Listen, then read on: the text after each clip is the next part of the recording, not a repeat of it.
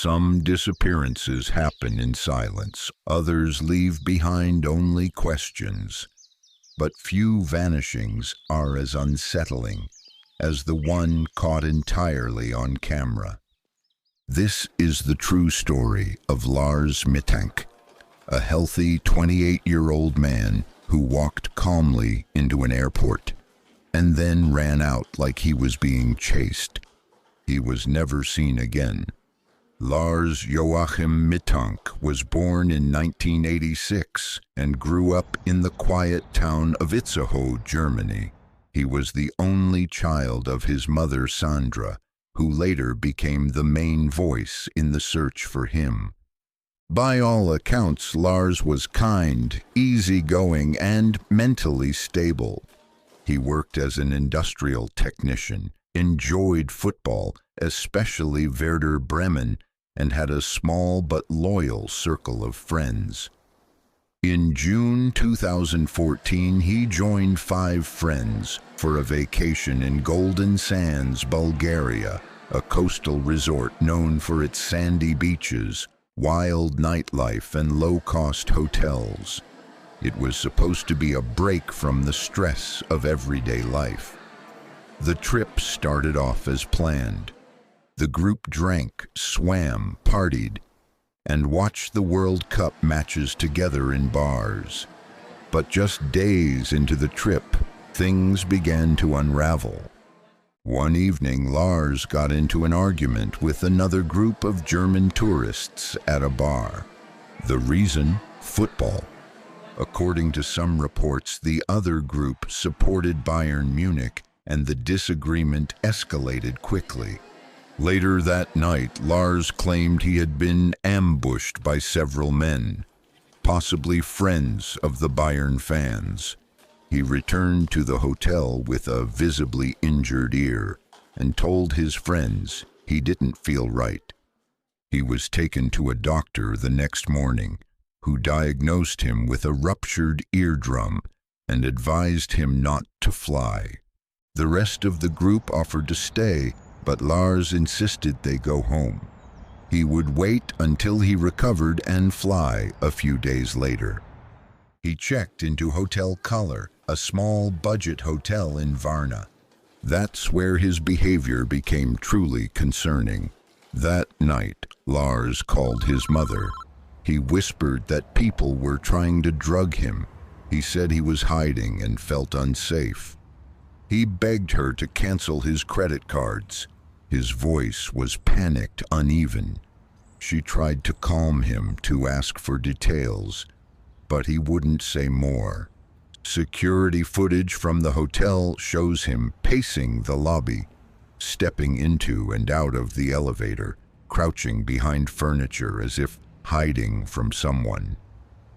At one point, he left the hotel for hours, in the middle of the night, before returning at dawn. Where he went and why has never been confirmed. The following day, on July 8th, he took a taxi to Varna Airport. His mother had bought him a ticket home. At the airport, he visited the medical office to confirm he could fly. According to the airport doctor, Lars was visibly agitated.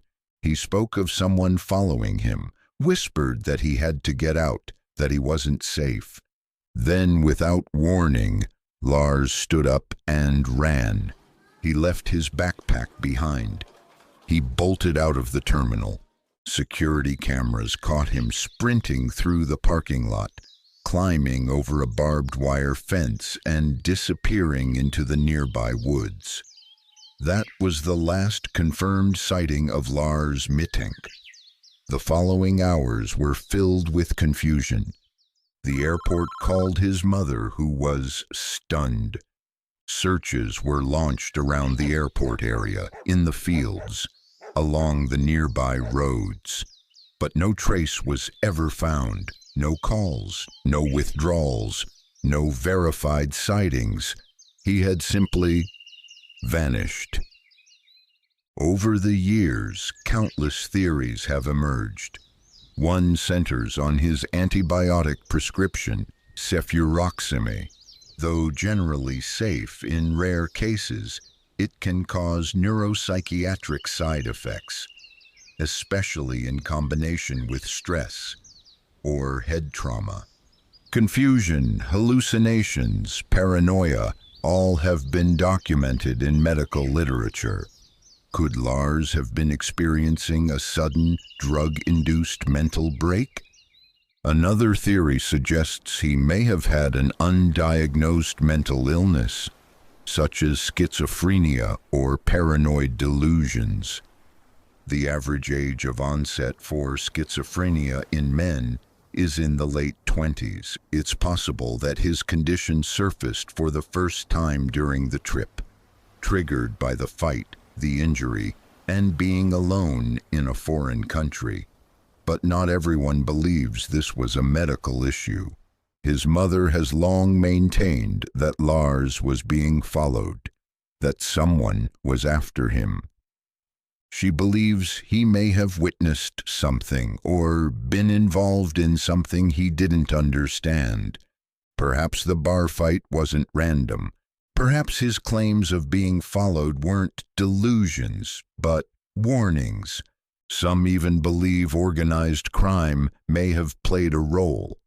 Human trafficking, drug networks, or robbery gangs are known to operate in certain parts of Eastern Europe. Could Lars have been targeted? Was he lured or coerced into something without fully realizing it? And then there's the airport itself. Many point to the strange fact that his panic began just after his visit to the airport doctor. What triggered that final moment of terror? To this day, the case has inspired forums, documentaries, podcasts, and amateur investigations. There have been supposed sightings in the Netherlands, Canada, Brazil, even a mysterious homeless man in Dresden that some claimed resembled Lars. But none of these leads have been confirmed. What makes this case so deeply disturbing is the visibility of it all. Unlike so many missing person cases, we actually see Lars in full health, full motion, on camera. We see the fear, we see the escape, and yet we don't know what he was running from. For his mother, the nightmare continues. She still pleads for answers, still clings to hope. She believes her son may still be out there, lost, afraid, confused, and she refuses to give up. What do you believe happened to Lars Mittank? Let us know in the comments. And if you enjoy true mysteries like this one, subscribe for more, because sometimes the most chilling stories are the ones that really happened.